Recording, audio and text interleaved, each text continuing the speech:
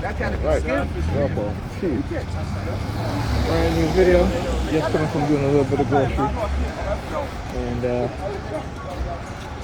one of the things that they have done is using the stingray to trick my phone into their network, which of course the police, of course,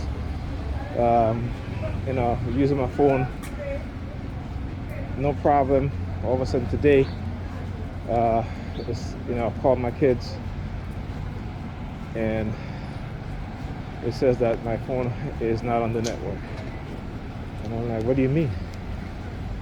It's not on the network. So I went to see my data, and my phone was turned on to roaming. Now, I don't put my phone in roaming mode, but again, this is the thing that they do, right? In order to trick my phone again into operating on their network, on the Stingray network, on their system. So, I turned my phone off of roaming, and I gotta remember to periodically check these things, okay? Because also, again, my phone network,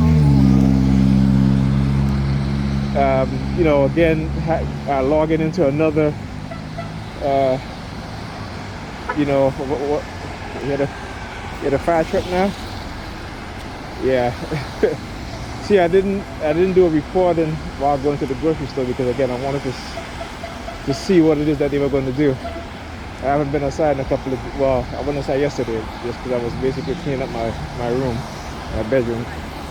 And, but other than that, I have not really been outside because, there's really no need for me to be outside.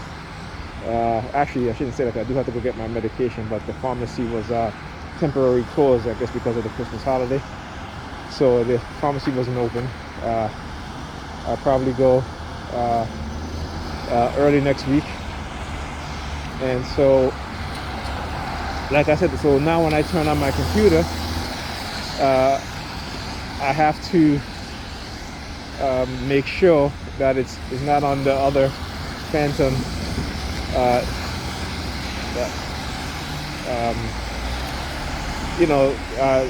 network, right? So I usually have to disconnect and then log into the correct one.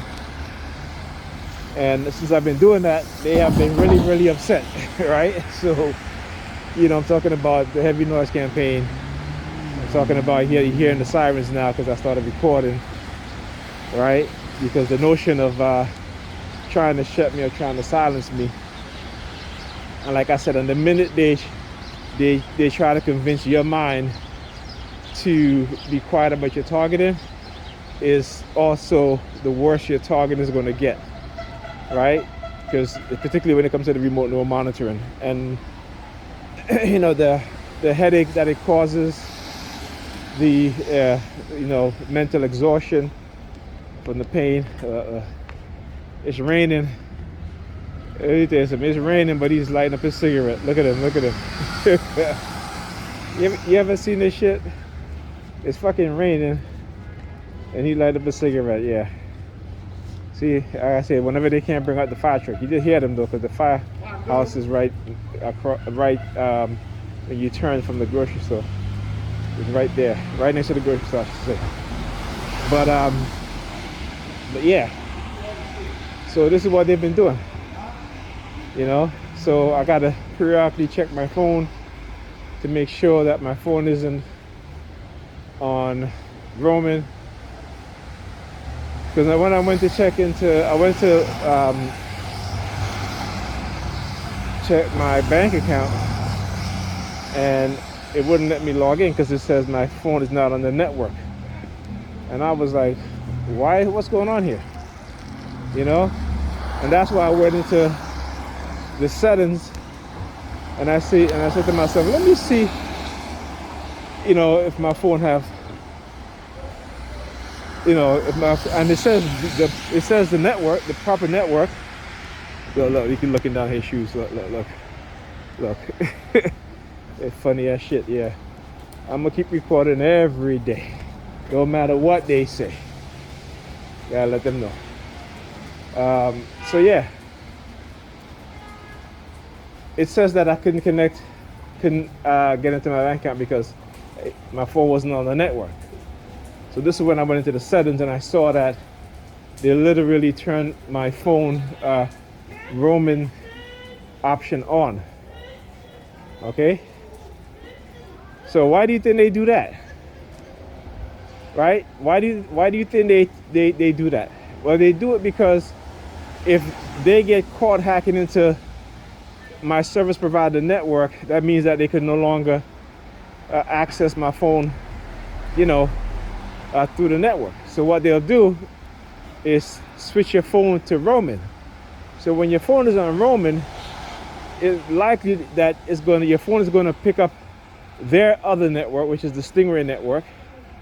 And so again, it's going to trick your phone into connecting to their network, right? So again, this is how the things that they do, right? They're still hacking to your phone, but now they're changing your settings, and they've changed your settings, like my settings, they've changed my settings. And so I got to periodically check to make sure that, you know, they didn't change any settings on my phone.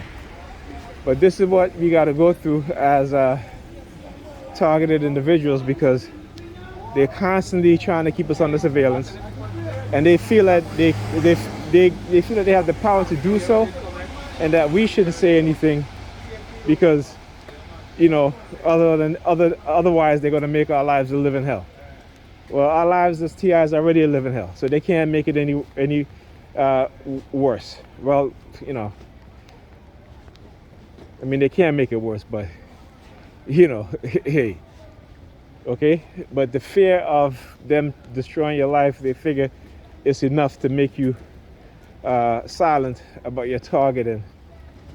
All right? And again, this is something I refuse to do. Okay? Because like I said, this is not just about me. You know, after going through what I've been through for the past 2 decades, probably a little more than 2 decades, it's something that, you know, I don't think anybody should have to deal with, put up with, or even put in. But we know that there are people out there who are evil, and they don't care about anybody else except for themselves, you know, in terms of whether they're making money or whether for, you know, to control people. You know, they'll try to exert their power, particularly when they are in position of authoritative, when they're in the authoritative position, right? So we know that, you know, and I always talk about, you know, the Nazi ideology didn't come from Germany, it came from right here in the United States, okay? And this is why America brought in over 3,000 Nazi, more like 7,000, but only 3,000 we know about, but it's more like 7,000. Because again, this is their mindset. This is the mindset of those, the ruling class, and how they try to rule society. And they got upset because I posted this article. It's a document called Silent Weapons for Quiet Wars. You guys go take a look at that. Very, very interesting. Anyway, I'll speak to you guys in the next video.